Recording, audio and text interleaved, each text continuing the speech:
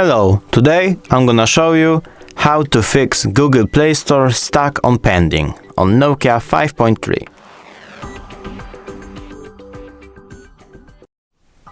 First, we need to open Play Store app.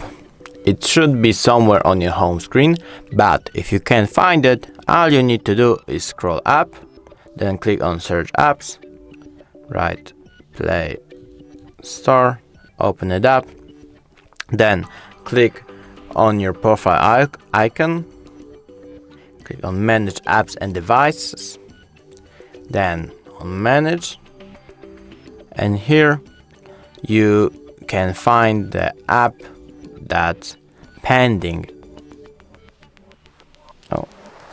Thanks for watching. I hope I helped you. It would be really nice if you could subscribe to our channel.